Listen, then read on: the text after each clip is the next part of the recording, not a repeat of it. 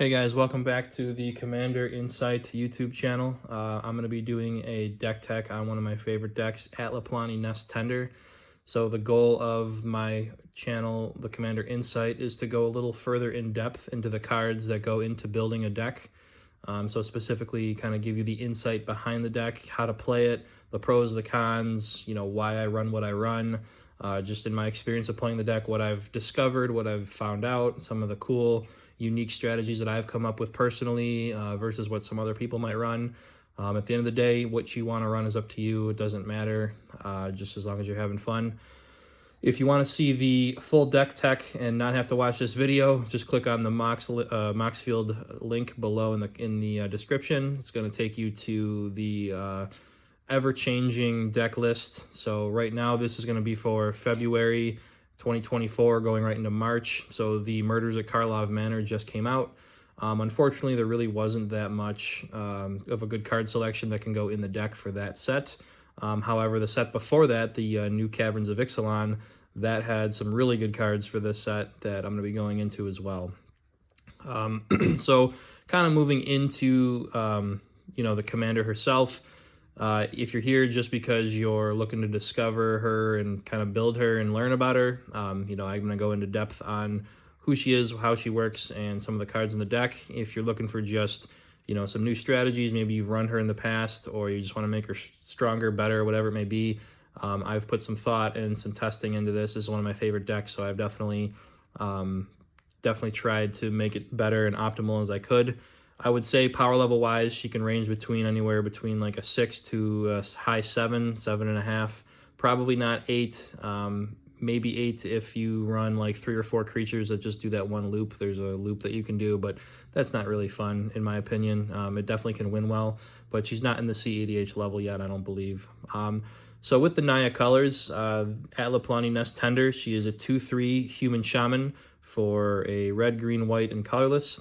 And basically what you do is you pay 2 generic and tap her, and then you can create a 0/1 green egg creature token with Defender, which is the token right here next to her. And then whenever an egg dies, that you control dies, you basically flip cards from the top of your library till you get a creature, bring that creature out on the battlefield, and the rest go on the bottom.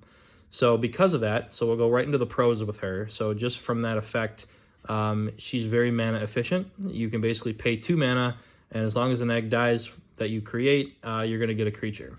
And that creature is probably going to be more than 2 mana, and it's going to have a lot of really good effects. It's probably going to be high power, do something crazy, right? So you can bring out ridiculously awesome creatures in this deck for very low cost. It's kind of like legally cheating them out, we'll say, which is one of my favorite. There is a fun element of randomness. I think that's the red aspect of the deck, where you really don't know what you're going to get. You kill an egg, and you flip into any creature. You don't know what's going to hatch out of the egg, so to speak, and it could be a big beater, it could be a dragon, it could be a dinosaur, it could be, something else that we run that's maybe not helpful in that situation, although we do try to avoid that. But overall, it's a lot of fun. It's scary.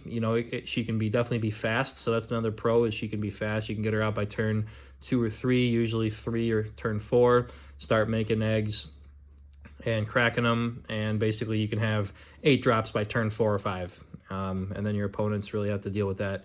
So I run some really cool cards in the deck, but if we're going to build the deck, the very first thing that I learned about building this deck is that everything that you need to do needs to try and be on a non-creature. So for example, we run a lot of sacrifice outlets, we run a lot of protection, we try and run some ramp, we try and run some target removal and board wipes and stuff as well. All of that you want to try and run outside of on a non-creature permanent if you can, because you want your creatures to be big beaters that when an egg dies and you flip into something, you're going to almost always get something good.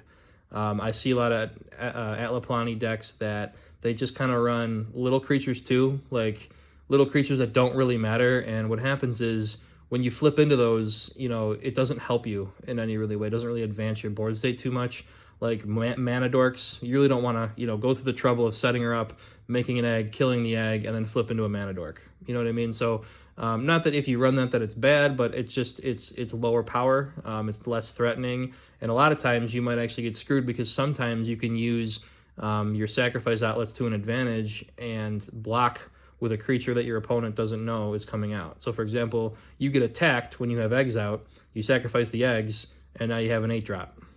And now you can block with that 8-drop, but you know, not if it's a little 1/1 or something like that. So I try not to run anything but awesome, amazing creatures in the deck. There are a few low CMC creatures, but I think that they're pretty necessary, and I'll go into why and everything. So some of the cons of the deck, really the biggest one is just how reliant the deck is on the commander. Atla Palani coming out. Like I said, you want to try and get her out by turn 2, 3, at the max 4.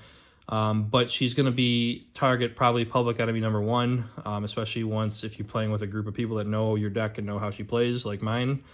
So she comes out, you know, she has to survive a turn if you're bringing her out early, and then from there you start making eggs. But if she dies a couple times and she costs 8 mana to recast, it's going to be a struggle. I don't really see a way that you can really win in this deck without casting her.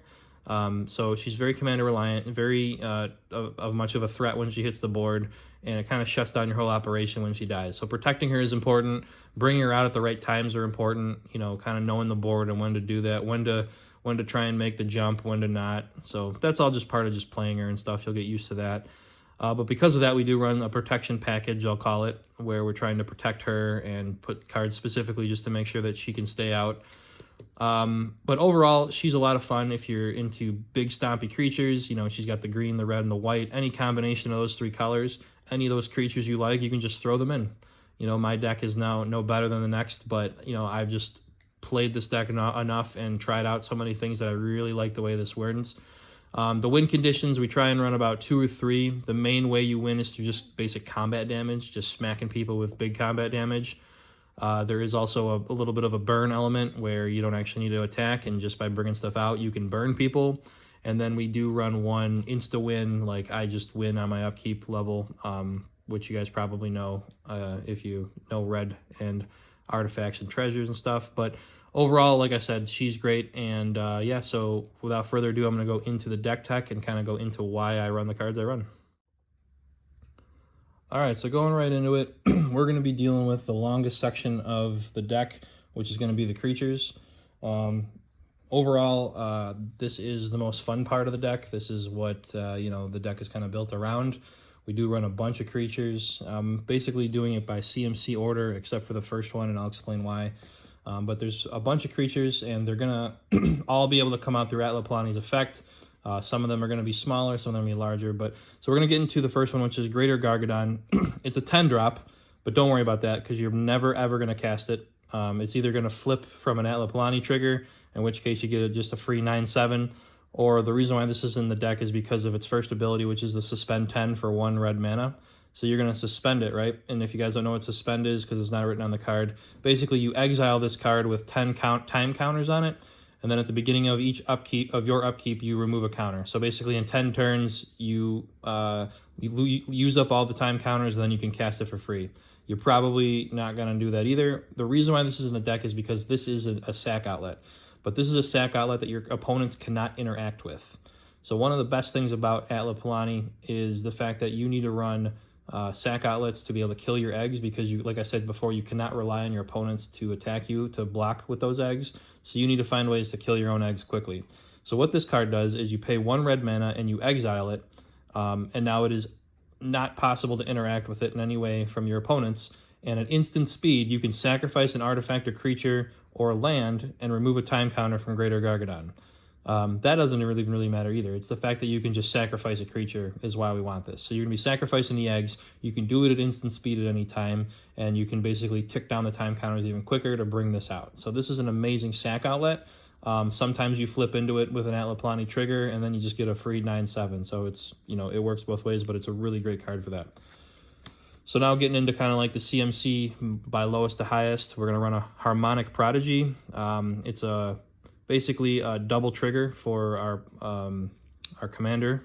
So if the ability of a shaman would trigger, it triggers an additional time. So with this card out, anytime an egg dies, Atla Palani will trigger twice. So 1 egg dies, you get 2 creatures. So just extra value. We do run a Dockside Extortionist. Usually when it comes out, if you're playing in a 4-player commander game, it's going to get its money's worth, so to speak. It's an expensive card in real life, so if you don't have one, you don't need one. It's not necessary. It's just for the ramp. You know, we run some treasures. We run some token doublers so we can get more treasures. But, I mean, this card, you know, pays for itself after 2. So if you can bring it out and there's 3 or 4 more artifacts, enchantments, you get treasures. It's a great card. This is another 2-for-1 with Summoner's Egg. So just a quick note. It says artifact creature on the card, but if you look at the errata, this is an older card. This is considered an egg type creature. So when it dies, Atla Palani will trigger. But what this does when it comes out, you basically exile a card from your hand face down. And then when this egg dies, if that creature that you if that card that you exiled was a creature, you get to basically bring it out. So essentially it's play this card, exile a creature face down, kill this card, you get the creature, and you get an Atla Palani trigger. So it's a 2-for-1. So it's a way to kind of get a creature out of your hand, and it's a way to get an Atla Palani trigger. This is another MVP of the deck, Academy Rector. Again, another expensive card. If you don't have it, it's okay. You don't need it. It just makes this deck a little bit faster and a little more consistent because you can go and grab any enchantment in the deck that you want when she dies. This was a great spot for her because, you know, I was always looking for a place to put her in a deck because I had one, and it's like, okay, well, I need her to die. Well, I run a ton of ways that kill my own creatures in a white deck, and the enchantments that we run are pretty relevant. So being able to bring her out, sacrifice her pretty much whenever you need to at instant speed to bring out whatever enchantment you might need at the time is very, very valuable. We're going to go into some of the enchantments with her, so I'll set her aside just to bring it up later, but she's great. Perforos, kind of a little bit of a win con. If you bring them out early, it's really hard to stop. If you guys, you know, have ever played with a Perforos on the field, it's super annoying because it's an indestructible enchantment, very hard to interact with until it becomes a creature, and then even then it's hard. But anytime a creature comes out on your battlefield, each opponent takes 2 damage. So you're going to be making at least an egg every turn, then you're sacrificing an egg, bringing out a creature, that's 4 damage, that's 2 different creatures. You know, and then there's on top of that, there's ways to multiply that and multiply the damage, and, you know, it can get really out of hand fast. So it's a great card. Plus, if it ever becomes a creature, it's a 6/5, which is pretty impressive. Then we got Luminous Broodmoth. I really like this card. I've been testing it out, and I think it's going to stay. I like that it's a 3/4 flyer, but really this is in the deck for protection, specifically Atla Palani, but it protects pretty much all your non-flying creatures. And it's very similar to Mikaeus, the Unhallowed, in a way, where if a creature you control would die, if it's not a flyer, it comes back from the graveyard as a flyer. So your flying creatures aren't protected by this, but Atla Palani is not a flyer. So if you have this card out with your commander and your commander dies, instead of sending it to the command zone, you're going to send it to the graveyard, and it's going to trigger, and then it'll come back out, and now Atla Palani can fly, which isn't relevant, but it still is a free, you know, freebie death for you to cover it. So I really like that. And then there's some enter the battlefield effects that you can sacrifice other creatures to bring it back. Mondrak, Glory Dominus. This is a newer edition as well. This is in here for 2 reasons. The main reason is that if 1 or more tokens would be created under your control, twice that many tokens are created instead. So that applies to treasure tokens. Specifically, the best would be egg tokens. So you tap Atla Palani, you make 2 eggs. And then not only can you make 2 eggs with this card's effect, but you can also sacrifice eggs with this effect. So by paying 2 Phyrexian white and a generic, you can sacrifice 2 other artifacts and or creatures. You're only going to be doing creatures. And to put an indestructible counter on Mondrak. So Mondrak is now indestructible, and you can sacrifice the 2 eggs that you just made with Atla Palani. So it's a really great combo with Atla Palani because you can make the 2 creatures you need in order to sacrifice. The worst is if you get stuck where you only have 1 creature that you really want to sacrifice and you can't use this effect, but because you can double up on tokens, it shouldn't really ever happen. So this is a great card for extra value. Seedborn Muse, I love this card as well. This basically says you get turns during everyone's turn. So when you untap everything, you know, during your turn, you're going to make an egg, maybe sacrifice the egg, maybe wait. Then your opponent's turn, you untap all your permanents, including your lands and your commander. At each end step, you're going to basically make a new egg. And then you want to basically sacrifice all your eggs before your next turn so that the creatures that come out can attack and they no longer have summoning sickness. But you're going to be doing that every turn, and you're going to see your opponents get more and more scared as you bring out more and more big beaters. This is a new card from the Caverns of Ixalan set. Palani's Hatcher, pretty relevant with Atla Palani there, with the name. I didn't think this card would be as good as it was. Like I knew it was good, but I didn't realize it was that good. This card is great for this deck. So other dinosaurs you control have haste, which is great because we do run a bunch of other dinosaurs. But when Palani's Hatcher enters the battlefield, you create 2 0/1 green dinosaur tokens. So you get 2 egg tokens right away just from creating her. They look like this. And you get 2 of those just for creating her. If you have token doublers out, it'll be 4, potentially 6. And so what happens, though, at the beginning of combat on your turn, if you control 1 or more eggs, you can sacrifice an egg and create a 3/3 green dinosaur. So that is going to basically be a 2-for-1 as well. So you turn your egg into a dinosaur, a 3/3 dinosaur, which has haste because she gives all other dinosaurs haste. So this card, the token can attack. But also you get an Atla Palani trigger. So you kill an egg, you get a 3/3 dinosaur, and you get another creature from your deck. And if that's a dinosaur, it can also attack because it'll have haste. So it can get out of hand real quick. Just having it come down and make 2 free eggs is great because that's 2 more free creatures. Here's a win condition that we run, Terror of the Peaks. This card is just insane. It basically, you profit off of what you already want to be doing, which is bringing out big creatures. So when this card's out and you bring out another creature, you can basically do damage to any creature, planeswalker, or player on the battlefield. You typically want to go for players because it's a way to burn damage. You drop, when you get something with 10 power that comes out, you can just smack someone for 10 damage without even having to attack them. It can also be good for, just creature removal if you need to, planeswalker removal sometimes if that's relevant, but this is one of our win conditions. Here's a hand manipulation, or I guess we'll say hand fixing card here, Ilarg the Razeboar. It's a 6/6 for 5 mana, so right there is already better, and it's got trample, which is great. But basically when it attacks, you can put another creature from your hand onto the battlefield tapped and attacking, but then you have to return it at the end of the phase, or the end step. And then if this card would die, you just put it 3rd from the top. So it doesn't really ever go away. You can bring out more creatures, so it kind of helps you bring out big beaters from your hand if they get stuck in your hand. And it's just a great card overall. Same with Atali Primal Storm. I still run the original one. We run both, but when this card attacks, you exile the top card of each player's library, so that includes your own, and you can cast any number of non-land cards exiled this way without paying their mana cost. So it's just value engine, on top of the fact that you might hit something that your opponent needs, and you can just not cast it and leave it in exile.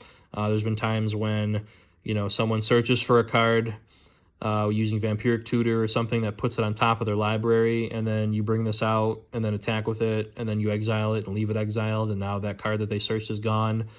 Sometimes you hit board wipes and you just leave them in exile, so now you know that they can't come back or they can't be recycled. The only really downside of this is when you hit lands, because you can't really do much with those. But other than that, you're definitely going to get something good out of it. So the more this card attacks, the better. This is probably another MVP of the deck. New card from the new Caverns of Ixalan. Ojurtak, Deepest Foundation. It's another 6/6 for 6. It's got Vigilance. If you would make 1 or more creature tokens, you would basically make 3 times that many. So this only applies to creature tokens, which I misread in the beginning. I thought it was all tokens, which would have made things like Dockside incredible. But it's just creature tokens, which is fine because our commander makes 3 eggs now. So you pay 2, you make 3 eggs. You just got 3 creatures for the price of 2 mana. That's pretty insane efficient mana. And then if this would die, it flips into a land. Here, I'll show you real quick since we're doing it. We're doing it live. It's the Temple of Civilization, and it's basically just taps for a white, or you can pay 2 and a white to tap it and transform this back into the creature, and you need to have attacked with 3 or more creatures this turn to do that. So, you don't always have that, but in a way it's going, you're going to be able to do that eventually. So this also doesn't really ever go away. But awesome card. I try and search this out when I can, and when you have this out, you're very likely to win. This is another so-so card that I'm waiting to see if I want to keep it in the deck, but right now it's doing work, so I'm going to keep it, which is Ancient Copper Dragon.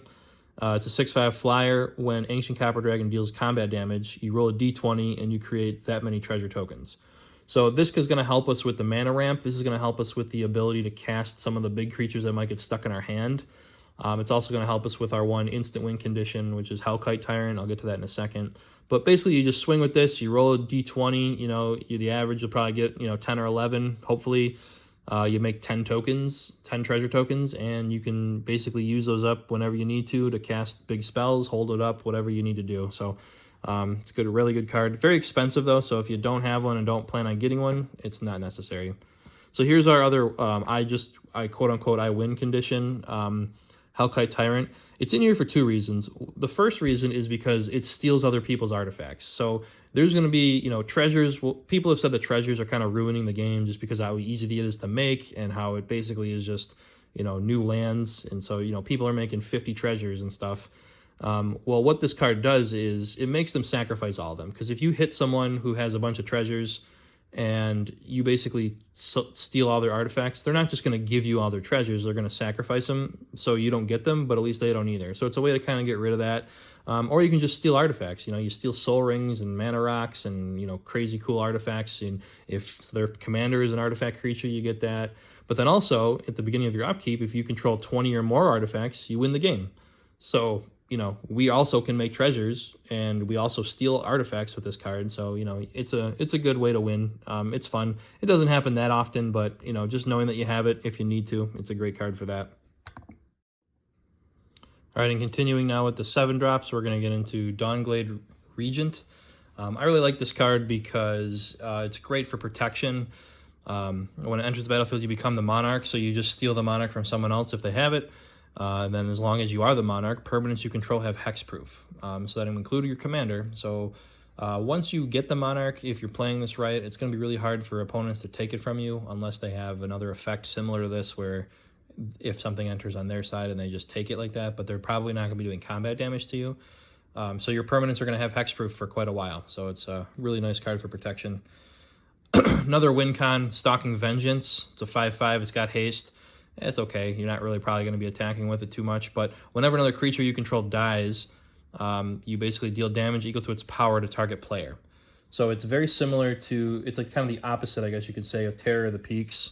Because when Terror of the Peaks is when they come out, and this is when they die. So really, what happens is you can bring out some creatures with Terror of the Peaks, kill someone, or do a lot of damage to someone, attack with those creatures to someone else, and then sacrifice all those creatures and do more damage with Stalking Vengeance. So it's like you got them on the way in, you got them on the way out. So it really helps out a lot with just finishing off those people. And then we run a Gisela, Blade of Gold Knight. I really like this card because it doubles all damage that you do to all permanents and players, and it halves all damage done to you. So this card does two things. Obviously, it makes everything you do like basically double the strength.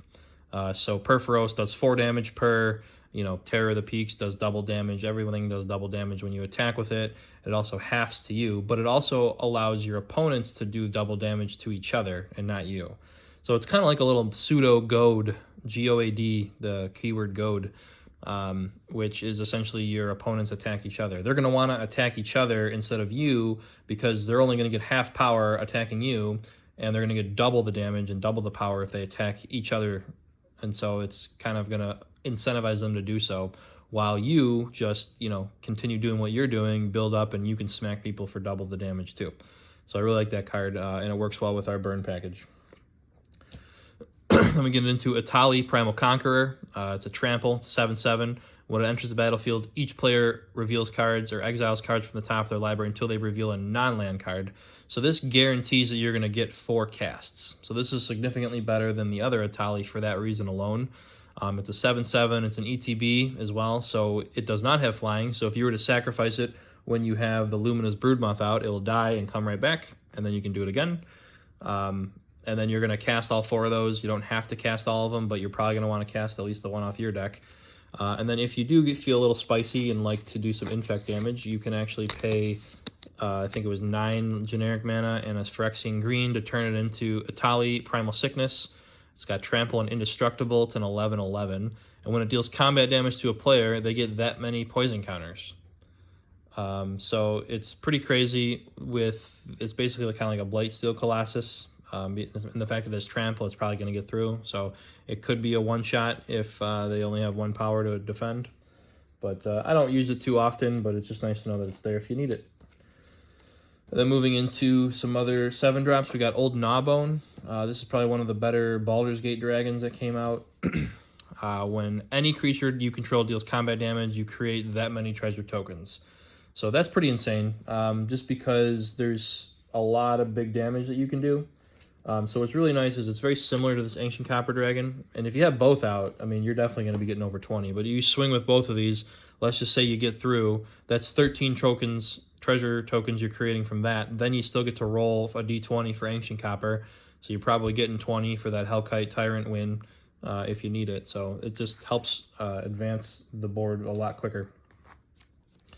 Getting into the 8-drops, we run Galta Stampede Tyrant, also a new card from the Caverns of Ixalan.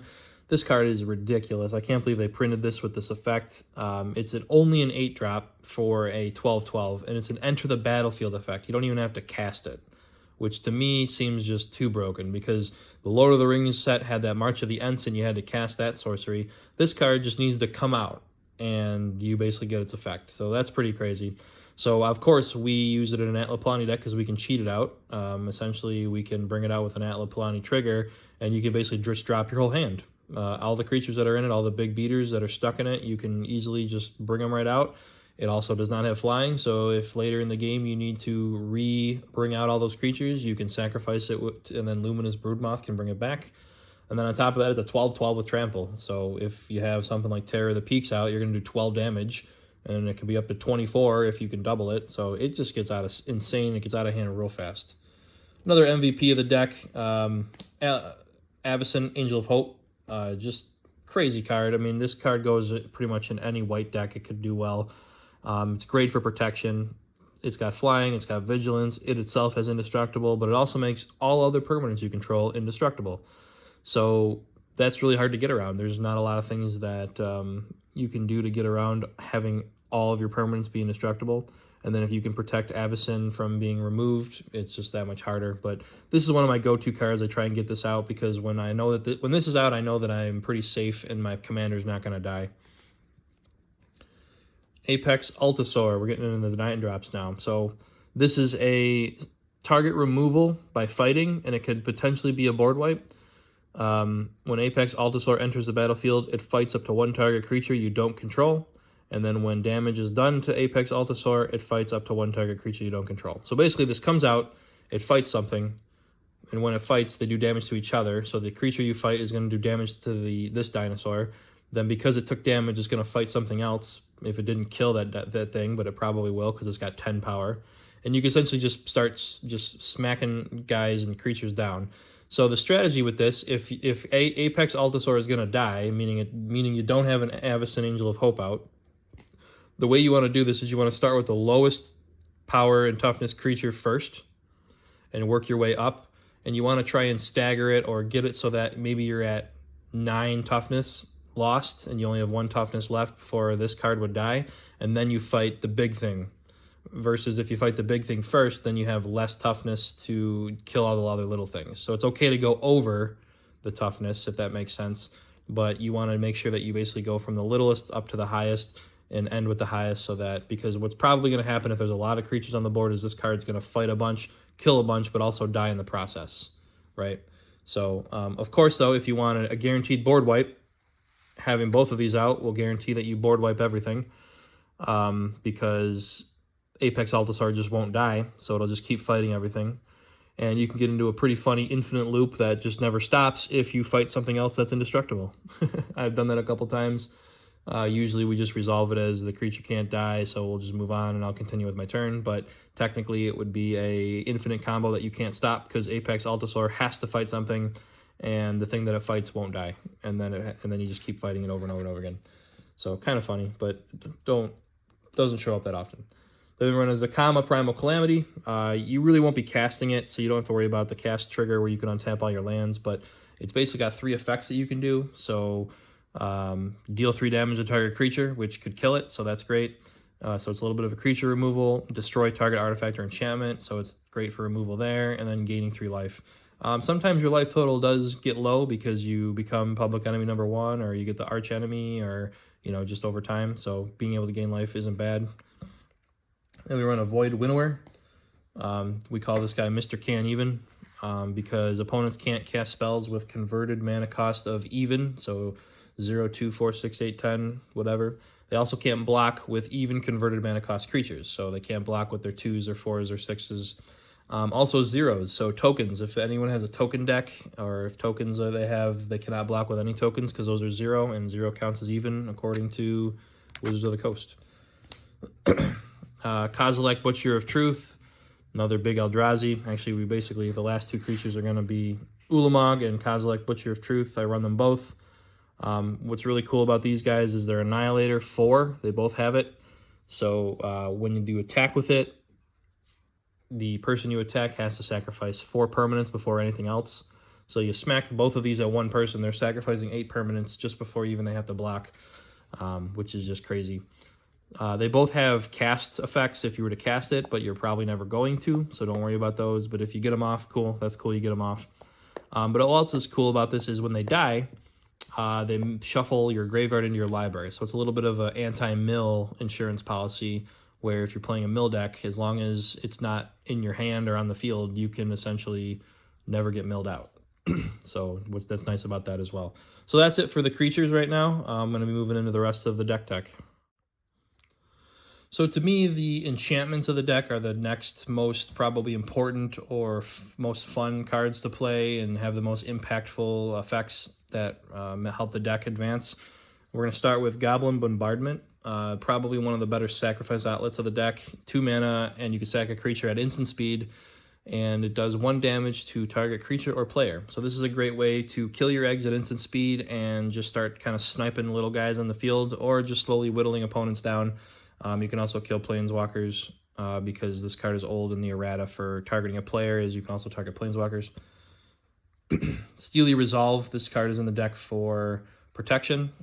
Basically, when it comes out, you name a creature type, and then all creatures of that type for everyone, so this applies to the whole board, they all get Shroud. So because our commander is a human shaman, you're probably going to want to say Shaman, because there's probably less shamans on the board than humans. Just in my experience, there's a lot more humans that people are running around, and you don't want to give your opponents the ability to have Shroud on their humans, because if they're their commander or whatever. So because it's Shaman, it's more likely that they're not going to have any. So you're going to get Shroud.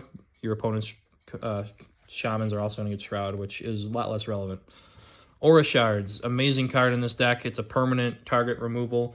You make creatures, you can make up to, basically you're making 2 creatures per turn, so that's essentially sniping up to 2 artifacts and or enchantments just from that coming out. We also run just a bunch of, especially for the triple tokens, the double tokens, we also run a card that can turn anything into an artifact, so it synergizes well with this card as well. We run Rising of the Day. It's a Lord of the Rings card, very similar to Fervor or any other just haste. All creatures you control have haste, but then you get the extra fun effect of legendary creatures you control get +1. So it's in there. It's full art, so that's why it's in here. There's a bunch of cards that do this. Rhythm of the Wilds one, Fervor, the Hammer of Perforos. Really, any of those will work. I would say, though, that if in this deck, if I'm trying to fit a couple more redundant effects, I would want a couple more of these types of cards where it says all creatures you control have haste, because it just makes it so much better when you can do it on your turn, drop a bunch of creatures, make a bunch of creatures, and then be able to attack with them that turn. Another great card that's in the deck for 2 reasons, sacrifice and protection. So this is Fanatical Devotion. You can sacrifice a creature, regenerate target creature. There's a lot of really good cards that I've kept alive from this, specifically the commander. So your commander is pretty much always going to be tapped. If you're playing her right, you're going to be tapping her to make the egg. So you can sacrifice the egg to basically regenerate her in case she would die. So she's already tapped, but what regenerate says is if something would die, you tap it and then it doesn't die. That's essentially what it says. So this just helps with that, and you can protect pretty much any creature. Elemental Bond. We do need some draw. We run out of gas probably after turn 5, maybe 6, or we do need to start making some draw engine effects. So whenever a creature with power 3 or greater, which is going to be the majority of the creatures in the deck, you draw a card. Other similar card here, Garruk's Uprising. It's going to be for creatures with power 4 or greater, but it also gives everything trample. So there's a lot of things that already have it naturally, but giving everything guaranteed trample is great because you're definitely going to get damage through, which is pretty much how the deck wins. Here's another win condition. If you're not going to be running the dragons that make the treasure tokens, I would recommend not running this either. But if you are leaving them in, like Old Gnawbone, Ancient Copper Dragon, then this card is great because it gives you multiple combat steps. And if you have those cards out that allow you to keep creating treasure tokens, as long as you can create at least 5, you can continuously keep untapping and making 5 treasures and getting more combat steps. You can effectively kill the whole board. You would get, I guess, infinite combat steps and just keep killing everyone. So if you're not running the treasure token makers with the dragons, this card is kind of not so great because you leaving up 5 lands just to tap it and get 1 additional combat step. Yes, it helps affect your board and advance your board state. You can basically do it twice, maybe 3 times if the game is long enough, but it's not really worth it because you may not kill people that way. So it's up to you, but I would take this out if I was taking out the treasure dragons. Defense of the Heart, incredible card. Love this include. The fact that in your upkeep, as long as any opponent has 3 or more creatures, you sacrifice this and go find 2 other creatures of your own. So it's essentially a tooth and nail effect with both of them entwined or whatever. So you search for 2 creatures and just bring them right onto the battlefield. So let's just go into some quick little some things that you can do, some combos. This is part of the Commander Insight. So first of all, having her out with a sacrifice outlet, you can, in the end step of the opponent, right before it becomes your turn, so before you would basically untap, you sacrifice her, and you can bring out Defense of the Heart, knowing that in the upkeep it's going to go off. And you do this because when this card comes out, people are going to definitely try and kill it, especially if they can't get if it's active because they have 3 creatures. So you want to do this when everyone doesn't see it coming, and it hits your upkeep. You sacrifice this card, right? And you can go and get any 2 combination of creatures. And I just wanted to show you a couple that you could get just to kind of show you how amazing this card is. First you can get is the board wipe. Avacyn Angel of Hope and Apex Altasaur, we kind of went over that already. You basically bring it out, and Apex Altasaur just keeps fighting everything until the whole board is dead, and it's just you and your creatures. If you want for full protection, you can bring out Avacyn Angel of Hope and Dawnglade Regent, where everything is indestructible, you become the Monarch, and because you're the Monarch, everything is hexproof. So now you're hexproof and indestructible. There's only like 4 or 5 cards that I can think of that can break that board. You need a mass exile like Farewell or Merciless Eviction. You need a Cyclonic Rift, or you need mass sacrifice like Living Death. So there's not that many cards that can really do much with that. This is a very hard board to break when you do that. That's why I love that card so much. You can bring out both of the Eldrazi's and just swing at someone for basically 22 damage and Annihilator 8. So that's pretty insane. That's going to hurt them. You can bring out the Galta at any point. So let's say that you have a bunch of creatures in your hand, you need to bring that out. Obviously, you can bring out any other creature with it as well. You can bring out Terror of the Peaks and Gisela. And now you're basically going to be burning people for double damage. So there's your win condition with Terror, and then Gisela is just going to accelerate that and make you win faster. And then you can also bring out another cool combo I like to do is the triple token maker with the Palani's Hatcher to basically create 6 more eggs that you can then sacrifice and get 6 more free creatures during your turn. So those are just some combos. Obviously, as time goes on, there's going to be other combos that you discover, and if you're not running all of my creatures, you can run your own dual creatures that you want to run. But that's why this card is so crucial in my opinion. And then last for the enchantments is another amazing card that's my niche pet card that I love running in this deck, Possibility Storm. This is a protection card. This is a screw with your opponent's card. This is a, I'm pretty much going to win card because when this card drops, you're fine and everyone else is scrambling. And the reason why you're fine is because your strategy is as long as you have a sacrifice outlet out already, which is kind of crucial. All you have to do is tap your commander, make an egg, sacrifice the egg, bring out a big creature. None of that interacts with the hand. So what Possibility Storm does is when someone casts something from the hand, they don't get to cast that spell. They have to go flip till they get the same type of card type. So if they cast a sorcery, they don't get that sorcery. They get the next sorcery in their deck, which they have no idea what that's going to be. So it's very chaotic, and it's a lot of fun. But what that means is all the target removal that's in their hand is no longer relevant, and no longer it's useless. And so they cast the Swords of the Plowshares, and now they have to go get another instant instead. So it's very hard to interact with. It's very hard to get rid of. It protects your commander because now they can't just board wipe and blow it up. But it also makes them scramble because they're relying on the cards in their hand that they're going to cast. While we're like, I don't even really care about my hand after a certain point. Because everything's coming from the deck. So that's why I love this card. And again, it can be brought out by just sacrificing an Academy Rector. But there's also one really bogus combo, and I say bogus because it's really not fair. If you bring it out, it's up to you if you want to run it, but that's why Void Winnower is hated so much, because with a Possibility Storm, the card that you would cycle into or flip into, if that's an even converted mana cost card, which you have no control over whether it is or not, it's pure luck, then you can't cast it. So you cast a odd spell because you have to. You can only cast odd spells. Then you flip into an even spell accidentally, and you can't cast it. So Void Winnower just straight up stops it. So basically, when this combo happens, your opponents just can't cast stuff, or they have to risk it. So that's the end of the enchantment section. We're going to get into the artifacts. All right, so first up, we got a $180 card. Totally kidding. This is a proxy. We're all trying to survive 2024. We don't have time to be buying $180 cards. If you don't own this card, don't worry about it. It is not mandatory or crucial in any way. But it is great because it's basically a free egg every turn. It costs 0. You tap for 2. That's basically the cost to tap your commander. It just helps with getting out stuff faster. But if you don't have one, don't worry about it. Then we run a Claws of Gix. This is a sacrifice outlet for 0 mana. You can play it for free essentially, and then as long as you pay 1 generic, sacrifice permanent and gain a life. So the life gain is nice, but it's the fact that we can pay 1 and sacrifice it, and it's so cheap for free. Here's a really cool sack outlet as well, and a draw engine, Skull Clamp. Your eggs are 0/1s, so when you equip it to the egg, it's going to die, and when it dies, it's going to trigger Skull Clamp and the Atla Palani.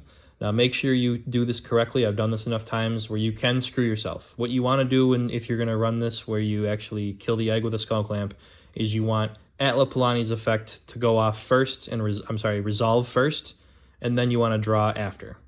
So essentially what it'll do is the Skull Clamp effect goes on the stack, then Atla Palani is trigger 2, so that when it resolves, Atla Palani trigger resolves first. You're going to flip into your creature, and then you're going to draw 2.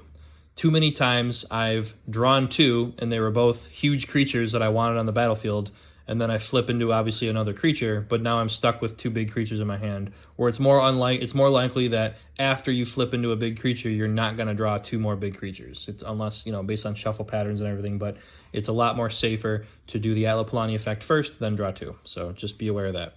There's some more insight for you. Obligatory Soul Ring, obligatory Arcane Signet, and the talismans. I prefer the talismans over the signets. So there's a Talisman of Conviction here. And then we also run the Liquid Metal Torque. I like this because it's a mana rock in the early game, and then it can really help with targeted removal in the late game. So if you don't need the mana, you can basically tap it and make something an artifact that's not an artifact, and then you can use one of your artifact destructions to destroy it. So blow up someone's commander with a Nature's Claim or with an Aura Shards or with something that you normally couldn't. This can make that into an artifact, and then you blow it up. Just not lands.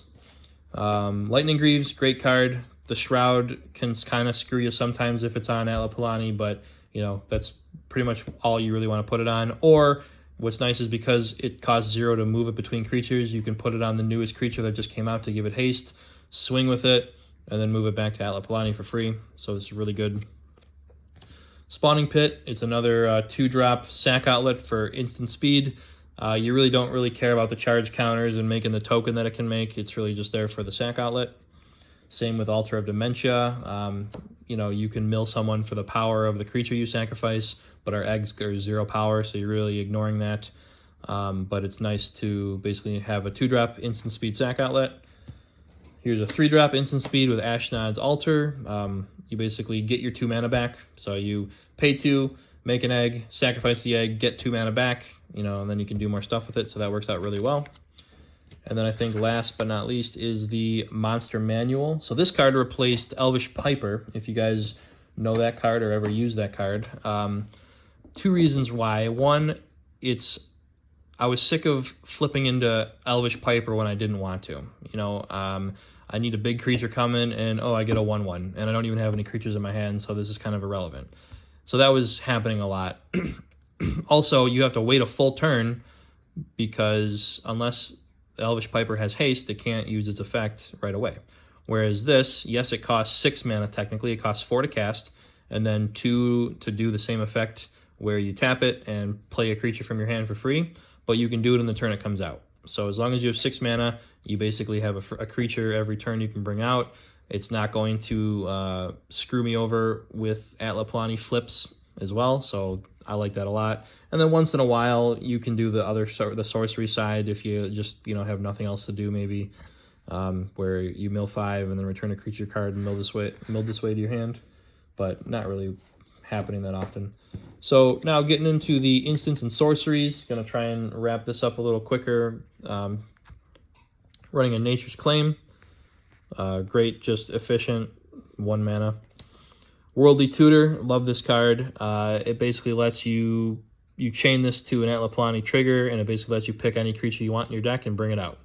So an egg dies, you get your commander trigger, you cast this on the stack, and you go and get Galta, you go and get Abyss and Angel of Hope, you go and get whatever you need for the situation. Enlightened Tutor, another amazing card. Because we run as many cards as we can as non-creatures, this card can search for most of them. So the artifacts, the enchantments, we run, a lot of sack outlets that are both artifacts and enchantments. We run protection, that's artifacts and enchantments. We run haste enablers. We run draw engine. We run a lot of things that we can get from this card alone to put on the top of our deck if and when we need it. So this card, I don't want to say it's mandatory, but it's very close to mandatory if you're running all the cards I'm running. Then going into some ramp, we run a Nature's Lore, search your library for a forest, comes in untapped, same with 3 visits, that's an identical effect. I had this card in and out of the deck, but I left it in because we started to run the token doublers and triplers. So this card, Sundering Growth, you destroy target artifact or enchantment, then populate. And what populate is you create a token that's a copy of a creature token you already control. So it's going to be the egg, right? So you have an egg out, you use Sundering Growth, and you basically kill something and make another egg. And then if you have your token doublers and triplers out, you're going to make 2 eggs, 3 eggs. So it just helps with the efficiency really well, and it's targeted removal. Wear and Tear, another really versatile card. You can cast one side or the other, or both, by paying 1, 2, or 3 mana. Kodama's Reach, we only run the one, I don't run the other one. I forget what it's called, Cultivate, I think. Mainly just because you don't need it. I felt that it gets stuck in your hand, and you don't want to, after a certain point, you don't want to be casting sorceries that are just ramping you harder. You want to be building your board. So this just lets you search for a land, helps you fix some mana. Another protection spell. It's technically 3 mana, but if you're playing the deck right, it's going to be 0 mana. You basically just, as long as you can control your commander, it's free, and you choose a new target. So someone goes to target one of your stuff, particularly a sack outlet or your commander, you just redirect it for free. So awesome card there.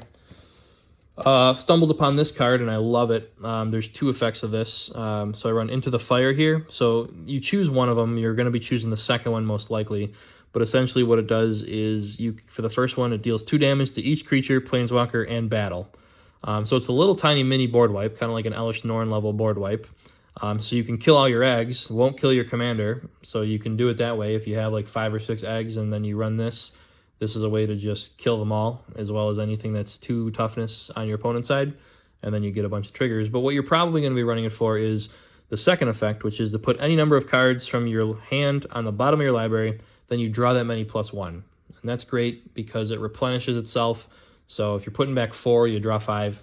It's a way for you to get all the big creatures or the useless cards out of your hand to draw a new hand. So it's great for that.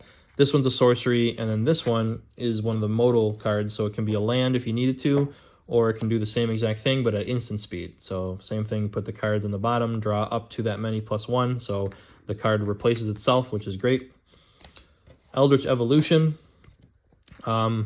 Good sack outlet. Not really great for sacking eggs. I typically don't use the sack eggs because we only run 2/2-drops. So you're probably not going to be searching for those. This is great for kind of moving up the scales because some of those crucial creatures like Avacyn, Galta, the mana tripler, those are 6 and 8 mana, so you can sacrifice a level 4, you can sacrifice a level 6 to go and get that card. So if you, it's kind of another pseudo search card where you need a specific guy because you can sacrifice it and go get up to 2 higher with converted mana cost. So it's really good for that. And then we run a Blasphemous Act. To me, it's the cheapest board wipe because you're probably only casting it for 1 red mana. You're never going to cast it for 9 because that means that there's no creatures on the board, and why would you do that? But it does 13 damage to each creature. It's probably going to kill almost all creatures. And then, you know, it'll most likely only cost 1. So if you have something that makes all your board indestructible, then you stay and you have a full board still. But, you know, other than that, that's pretty much all the cards other than the lands. I'm going to run through the lands real quick because there's not that many important cards. There's only a couple that are on top here. First one being High Market. It's a sack outlet, so, you know, we just need the redundant effect of a sack outlet. You need to try and get as many sack outlets as you can just so that you make sure you always have one. Hanwar Battlements. This helps to give something haste. So this in a red, give a creature that came out haste. I run a new addition here, Minas Tirith. It basically taps for white, or you can basically tap it for 1 and a white, draw a card, activate if you attack with 2 or more creatures this turn. More of a late game draw engine if you need to draw more cards. And then we're just going to go into, I'm just going to do this real quick, we're going to go into the lands. We run 1, 2, 3 basic plains, 1 basic mountain, and 4 basic forests. And then we run a bunch of lands that come in untapped. That's probably the biggest thing, is just making sure that the lands that you run, they come in untapped. You do not want to run lands that come in tapped because it's just going to slow your cards down, slow your whole deck down. I think I run 1 that might come in tapped, and that's the Fabled Passage. But if you have 4 or more lands, then you can untap it, so it really doesn't affect me. But other than that, most of the stuff can come in untapped. And it's great because when you're limited by how much lands you have, right? So I also run the 3 fetch lands as well. But when you're limited by the number of lands you have, and you're 1 land behind essentially because every land you play comes in tapped, it's just going to be even slower. So while you're trying to be fast, and your lands are causing you to be slow. So that's pretty much the deck tech, guys. You know, I'm constantly tweaking it, trying to make it better, trying to come up with new strategies. I have a couple other cool builds that I want to try out, but it requires quite a few changes in the deck, so I'm not doing that just yet. But, you know, the Mox Field link will be kind of an ever-living, ever-changing deck list. So, you know, if you are stumbling upon this video and you click on the link and it's no longer the same as the video, it's because it's just been in the future and things have changed. I will try and update this deck relatively frequently, but the big thing is, you know, if you guys have any comments about, you know, some strategies you've run, some cool things, I definitely want to hear about it. I'm by no means calling myself an expert or master of the deck, but I have played it enough, won a lot of games with it, and think that the strategy I have is a lot of fun. So hopefully you guys agree. Let me know. Feel free to drop any comments about if this inspired you in any way, you know, if the insight that I gave helped out a lot. You know, that's really what I'm looking for, and I'm not trying to ramble on, but really explain why the cards are in the deck. And yeah, feel free to comment on whatever you like, and I look forward to it. All right, take care, guys. Till next time.